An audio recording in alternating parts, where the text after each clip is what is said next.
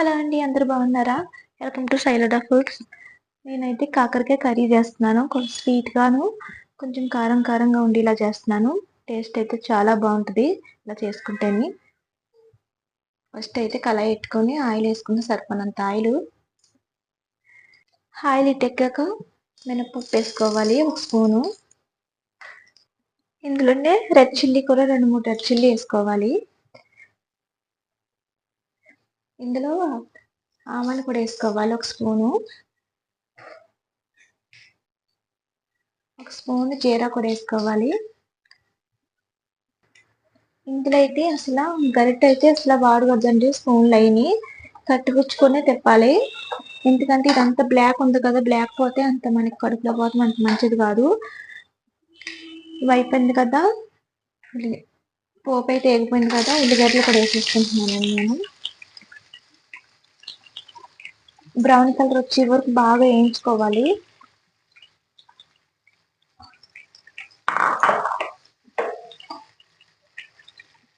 ఇందులోనే green chilli కూడా 5, 6 green chilli కూడా ఏసేసుకోవాలి.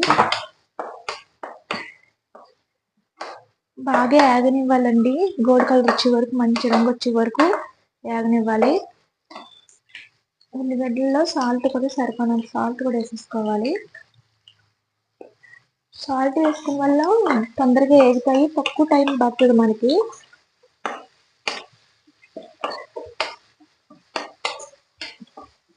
కాకరకాయ కర్రీ అయితే చాలా బాగుంటుందండి. టేస్ట్ అయితేనే కొద్దిగా బెల్లం వేసుకున్నా బాగుంటుంది. ఇష్టం లేని వాళ్ళు కొంచెం తక్కువ వేసుకోవచ్చు. కొద్దిగా ఇష్టం లేని వాళ్ళు ఎక్కువ వేసుకోవచ్చు కాకరకాయ కర్రీలోని.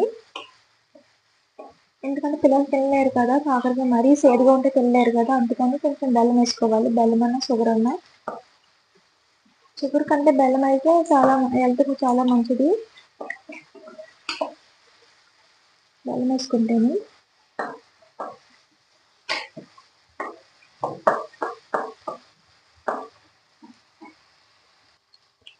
నేనైతే ఇది తీసుకున్నాను. వైట్ కాకరకాయలు చాలా బాగుంటాయండి. వైట్ కాకరకాయలు అయితేని సూపర్ ఉంటది అసల. ఇలా కట్ చేసుకున్నాను నేను. చూసారు కదా! స్మాల్ సైజు ఇట్లా కట్ చేసుకోవచ్చు. రౌండ్‌గా కట్ చేసుకోవచ్చు. ఇవి మళ్ళీ ముక్కలు ఉంటాయి కదా! కొంచెం పెద్దగా కూడా కట్ చేసుకోవచ్చు. మేమైతే ఇలా కట్ చేసుకున్నాము. బాగుంటది. చూస్తాకి కూడా బాగుంటది. తింటాకి కూడా బాగుంటది కర్రీ. బాగా ఇష్టపడతారండి ఇలా కట్ చేసుకుంటేని.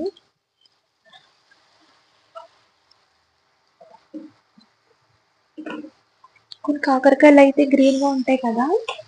ఇవైతే వైట్.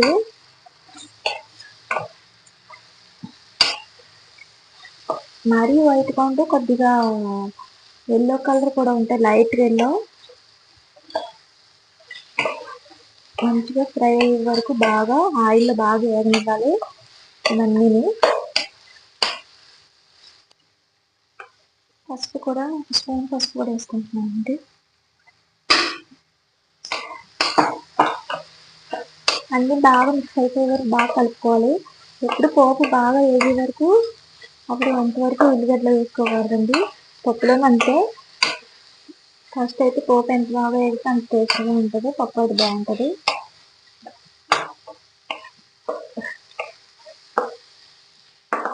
దీంట్లో కవర్ కప్పేసుకోవాలి 5 నిమిషాలు.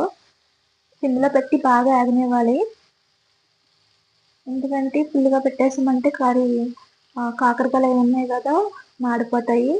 కలర్ కూడా మాడిపోతది. ఇందులో బెల్లం కూడా వేసుకుంటున్నాను. నేనైతే కొద్దిగా వేసాను. నిమ్మకాయ సైజంత బెల్లం. మరీ ఎక్కువ వేసుకోలేదండి.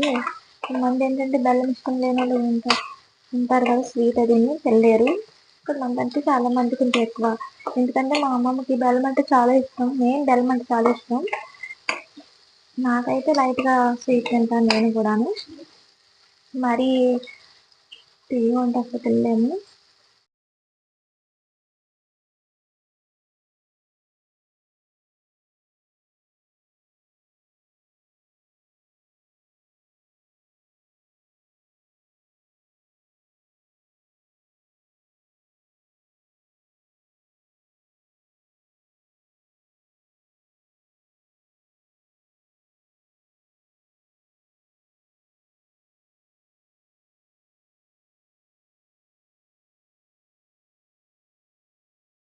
కర్రీ అయితే అయిపోయిందండి. చాలా ఇలా గ్రేవీగా ఉండాలి. ఎలా కర్రీ ఎలాగుంది? కర్రీ సూపర్గా బాగుంది. ఆసుపత్రికి వెళ్ళకుండా ఉంటే చాలు. ఎందుకు చూసారా ఫ్రెండ్స్ ఎలా అంటున్నాడా జోకు మా గణేష్ అయితేని. కారం ఎక్కువ చేసింది తినుగోలు సర్దిరి. చూడండి ఫ్రెండ్స్, ఇలాంటి ప్రయోగాలు అయ్యి మీరు చేయకండి.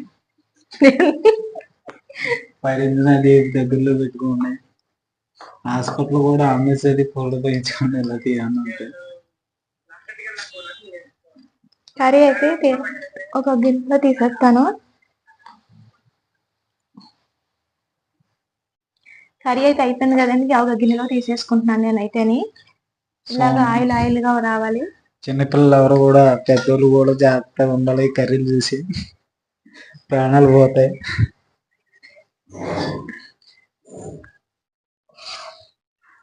టేస్ట్ అయితే ఎలా ఉందో తిని చెప్తాను నేనైతేని. ఫ్రెండ్స్ మా గణేష్ అయితే అట్లాగే మాట్లాడతాడు, పట్టించుకోకండి. టేస్ట్ అయితే ఎలాగుందో, చిన్న కర్రీ ఎలాగుందో తిని చూడు. ఓకే, తిని చెప్తాను ఎలా ఉందో.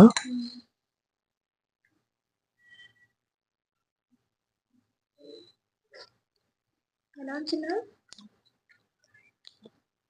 బాగుంది, చేదు తెలియట్లేదు, అలానే స్వీట్గా కూడా లేదు. బాగుంది. కాకరకాయ టేస్ట్ తెలుస్తుంది. తినొచ్చు వేడి వేడి అన్నంలోకి అయితే చాలా బాగుంటుంది. మీరు కూడా ట్రై చేయండి వ్యూవర్స్. వీడియో నచ్చితే షేర్ చేయండి, లైక్ చేయండి, సబ్స్క్రైబ్ కూడా చేయండి. Thank you all.